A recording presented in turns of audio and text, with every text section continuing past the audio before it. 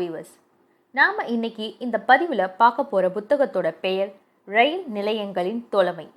வெறும் 100 பக்கங்களை கொண்ட புத்தகம். ஆனால் அதில் இருக்கிற எழுத்துக்கள் நம்மளை திருவள்ளூர் மாவட்டத்தில் இருக்கிற குடியம் குகையில் ஆரம்பித்து ஒடிசா மாநிலத்தில் இருக்கிற ஹத்திகுட்பா அப்படிங்கிற கல்வெட்டுகள் வரைக்கும் பல இடங்களுக்கு நம்மளை அழைச்சிட்டு போகும் அப்படின்னு சொல்லணும். இந்த புத்தகத்தை யார் எழுதியிருக்காங்க அப்படின்னா ராமகிருஷ்ணன் அவர்கள். அவர்களுக்கு பெரிய அறிமுகம் தேவையில்லை. அவர் நிறைய கதைகளும் கட்டுரைகளும் மேடை பேச்சுகளும் திரைப்பட வசனங்களும் எழுதியிருக்கார். அவருடைய ஒரு முக்கியமான படைப்பு தான் இந்த ரயில் நிலையங்களின் தோழமை அப்படிங்கிற புத்தகம். பயணங்கள் எப்போதுமே அழகானது மற்றும் வசீகரமானது அப்படின்னு சொல்லலாம். ரொம்ப ஸ்ட்ரெஸ்ஸாக இருந்தால் நம்ம என்ன செய்வோம்? ஒரு லாங் டிரைவ் போகலாம் அப்படின்னு யோசிப்போம். இன்னும் 2 நாள் நமக்கு லீவ் கிடைச்சா ஊட்டி கொடைக்கானல் அப்படின்னு பிளான் போடுவோம். அதுவே 10 days லீவ் கிடைச்சா என்ன செய்வோம்? வெளிநாடு பிளான் பண்ணுவோம் இல்லையா? இந்த பயணங்கள் நமக்கு என்ன கொடுக்க போகுது அப்படின்னு நம்ம யோசித்தோம் அப்படின்னா நிறைய கொடுக்குது. ஃபஸ்ட்டு ஒன் என்னது அப்படின்னா, நம்ம துக்கங்களை எல்லாம் அது தவிடுபடியாக்கும் அப்படின்னு சொல்லலாம். ஒரு புத்துணர்ச்சி கொடுக்க வல்லது இந்த பயணம்.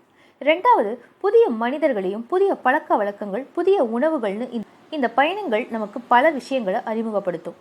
3வது விஷயம், போய் சேர்ற இடத்துல இருக்கிற அம்சங்களை அனுபவிக்கிறத விட வழியில் உள்ள அழகை ரசிக்கிறது தான் பயணத்தின் சிறப்பு அப்படின்னு சொல்லலாம்.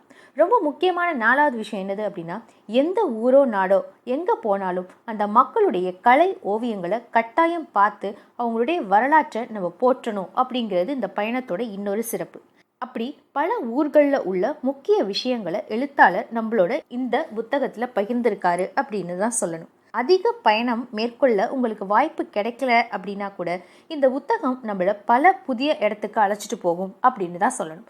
உதாரணத்துக்கு எடுத்துட்டோம் அப்படின்னா, திருவள்ளூர் மாவட்டத்தில் குடியம் குகைக்கு போன பயணம் ரொம்ப சுவாரஸ்யமானது. இந்த புத்தகத்தில் அந்த குகையில் கற்கால மனிதர்கள் வாழ்ந்ததும் அவங்களுடைய பல ஆவணங்கள் கண்டெடுக்கப்பட்டு அவைகளை காப்பகத்தில் பாதுகாக்கப்பட்டு வர்ற விஷயத்தையும் எழுத்தாளர் இதில் குறிப்பிட்டிருப்பார். அந்த குகையில் பல ஓவியங்கள் வரையப்பட்டு இருக்கும். அதை பார்த்த ஆசிரியர் பிரமித்து போனதையும் இதை எந்த ஓவியன் வரைஞ்சிருப்பாரு அப்படின்னு யோசிக்கிறதாவும் எழுதியிருப்பார். அந்த ஓவியத்தை யார் வரைஞ்சிருப்பாங்க அப்படின்னு யோசிக்கும் போது அவர் மிரர் அப்படிங்கிற புத்தகத்தில் ஒரு மேற்கோளையும் யூஸ் பண்ணியிருப்பார். ஏன் இந்த ஓவியத்தை ஒரு ஓவியர் தான் வரைஞ்சிருக்கணும், ஒரு பெண் ஓவியர் வரைஞ்சிருக்க கூடாது அப்படின்னு கேள்வி எழுப்பியிருப்பார். அது உண்மைதான். நம்ம குகைகளும் ஓவியங்களும் பார்த்தா ஓவியர் தான் நம்மளோட நினைவுக்கு வருவாங்க. ஆனால் இந்த கதையை படிக்கும்போது நம்மளோட எண்ணம் அந்த ஒரு நொடியில் மாறிடும் அப்படின்னு தான் சொல்லணும். அடுத்து இன்னொரு சுவாரஸ்யமான தகவல், ஒடிசா மாநிலத்தில் உள்ள ஹத்திகும்பா அப்படிங்கிற கல்வெட்டில் ஒரு சுவாரஸ்யமான சம்பவம் இருக்கிறத எழுத்தாளர் குறிப்பிட்டிருக்காரு. காரவேலன் அப்படிங்கிற மகா மேக வாகன வம்சத்தை சேர்ந்த ஒரு தலை சிறந்த வீரன் இருந்தார். அவர் கலிங்கத்தை ஆண்டவர் அப்படின்னு சொல்கிறாங்க. தற்போது அதை நம்ம ஒடிசா அப்படின்னு கூப்பிட்றோம். அதில் அவர் தமிழகத்தை சேர்ந்த சேர சோழ பாண்டியர்கள் காரவேலருக்கு அளித்த பரிசை பற்றி அந்த கல்வெட்டில் குறிப்பிட்டிருக்காங்க. அது மட்டும் இல்லாமல் அவர் சேர சோழ பாண்டியரையே வென்றதாகவும் அந்த கல்வெட்டில் குறிப்பிட்டிருக்கார். அப்போது அந்த கல்வெட்டு நம்ம சேர சோழ பாண்டியர்களுடைய பெருமையை நம்ம கண் முன்னாடியே கொண்டுட்டு வரும் அப்படின்னு தான் சொல்லணும்.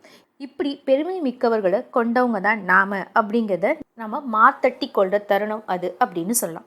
அப்போ அந்த புத்தகத்துல எஸ்ரா சொல்ற ஒரு வரி, கள்ளின் மௌனம் காலத்தால் வெல்ல முடியாது அப்படிங்கிறது நிஜமாவே அது ஒரு அசைக்க முடியாத ஒரு வரி அப்படின்னு தான் சொல்லணும். இது போல நிறைய சம்பவங்களை தொகுத்திருப்பார் எழுத்தாளர். உதாரணத்துக்கு, ஜப்பான்ல உள்ள போஷா அப்படிங்கிற ஜென் கவிஞருக்கு அங்க நினைவு கூட இருந்ததும் ஏன் நம்ம கம்பனுக்கு இங்க இல்லை அப்படின்னு கேள்வி கேட்டிருப்பார். சின்ன வயசுல ஸ்கூல்ல எக்ஸ்கர்ஷன் அழைச்சிட்டு போறாங்க மைசூர் அரண்மனைக்கு. அப்போ அந்த சுற்றுலாவுக்கு வர முடியாத தன்னுடைய நண்பரை பற்றியும் அதில் அவர் ஞாபகப்படுத்தி இருப்பார். மேலும் கர்நாடக மாநிலத்தில் எழுத்தாளர்களை எப்படியெல்லாம் கௌரவிக்கிறாங்க, அதுவும் ஆங்கில எழுத்தாளராக இருக்கிற தமிழரான இருக்கிற ஆர்.கே. நாராயணனுக்கு அங்கே நினைவு இல்லம் உள்ளதையும் இந்த புத்தகத்தில் அவர் குறிப்பிட்டார். இன்னொரு முக்கியமான விஷயம் பார்த்தோம் அப்படின்னா, நியூயார்க்கில் பிராட்வே நாடகங்கள் மிக பிரபலமானது. அதுலேயும் அந்த நாடகங்கள் சினிமாவை விட ரொம்ப பிரம்மாண்டமானவை அப்படிங்கிறது கூடுதல் தகவல் இந்த புத்தகத்திலேருந்து நமக்கு கிடைக்குது.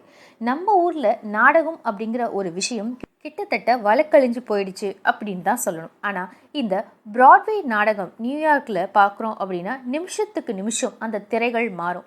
அது மட்டும் இல்லாமல் பல அனிமேஷன் பயன்படுத்தி அரங்கேற அந்த காட்சி நம்மளால் நேரில் பார்க்க முடியல அப்படின்னாலும் இவருடைய எழுத்துக்கள் அந்த நாடகத்தை நம் கண் முன்னாடி காட்டிவிட்டு போயிடும் அப்படின்னு சொல்லலாம். குறிப்பாக ரயில் நிலையங்களில் உள்ள தோழமை அப்படிங்கிற கட்டுரை மிக அழகான கதைன்னு சொல்லலாம். ரயில் பயணம் எப்போதுமே எல்லாருக்கும் ஒரு தனி சுகம்னு சொல்லலாம். ரயில் சிநேகிதமாகட்டும், டீ காஃபி அப்படின்னு சொல்கிற அந்த சத்தமாகட்டும், இன்னும் பல அனுபவங்கள் நிறைந்தது தான் இந்த ரயில் பயணம். யாரும் இல்லாத ரயில் நிலையத்தை பார்த்தா உங்களுக்கு என்ன தோணும்? அப்படி என்ன தோணும் அப்படிங்கிறத உங்களோட கமெண்டில் சொல்லுங்கள். ஆனால் நம்மளோட எழுத்தாளருக்கு தோன்றிய இந்த விஷயம் ரொம்ப விசித்திரமானது அப்படின்னு சொல்லலாம். அது என்னது அப்படின்னா, மகிழ மரங்களும் சிமெண்ட் பெஞ்சுகளும் தனியாக இருக்கும்போது பேசிகிட்டு இருக்கும் அப்படின்னு அவர் யோசிக்கிறார். வெயில் தண்டவாளத்தில் துள்ளி குதிக்கும் அப்படின்னு அவர் சொல்கிற ஒரு கற்பனை ரொம்பவும் சுவாரஸ்யமானதாக இருந்தது அப்படின்னு சொல்லலாம். இப்படி இவர் விவரிக்கிற எழுத்துக்கள் ரொம்ப அருமை. பிறகு வெள்ள காலத்தில் கல்கத்தாவில் ஒரு ரயில் நிலையத்தில் அவர் மாட்டிக்கிட்டதும், பிறகு பல வெள்ளங்களை தாண்டி பிறகு பல தாமதங்களுக்கு நடுவில் அந்த ரயிலில் ஏறி அவர் வெயிலில் பார்த்த அந்த அனுபவம் மிக சுவாரஸ்யமாக இருந்துச்சு அவருடைய எழுத்துக்களில் படிக்கும்போது. இது மட்டும் இல்லாமல் நிறைய விஷயங்களை இவர் கட்டுரை வடிவத்தில் இந்த புத்தகத்தில் சொல்லியிருப்பார். ராங்பூரில் ஜெயின் டெம்பிள் குறித்தும் அங்கே இருக்கிற கட்டுமானங்கள் குறித்தும் அவர் சொன்ன தகவல் அந்த கோயிலை எப்படியாவது நம்ம லைஃப்பில் ஒரு வாட்டி போய் பார்த்துடணும் அப்படின்னு நமக்கு தோண வச்சுச்சு. அது மாதிரி ஊட்டி உருவான கதையும் இந்த புத்தகத்தில் அவர் குறிப்பிட்டிருப்பார். அடுத்தது, காந்தியோட சமாதிக்கு அவர் போயிட்டு வந்தபோது ஏற்பட்ட அனுபவத்தை ஒரு கட்டுரையாக எழுதியிருப்பார். அந்த கட்டுரையோட பெயர் என்னது அப்படின்னா, காந்தி எனும் நெருப்பு. அந்த கட்டுரையோட இந்த புத்தகம் முடியும். அதில் காந்தியின் குரலை ஏற்கனவே ரெக்கார்டட் ஆடியோஸ்லாம் இருந்தது அப்படின்னா அதை நம்மளால் கேட்கறதுக்கான வாய்ப்பு கிடைச்சா கண்டிப்பாக அதை நம்மளை கேட்க சொல்லி அந்த கட்டுரையில் அவர் நமக்கு பரிந்துரை பண்ணுறார். அப்போ தான் அந்த குரலில் இருக்கிற கருணையும் அன்பும் அமைதியும் நம்மளால் உணர முடியும் அப்படின்னு சொல்லியிருக்கார்.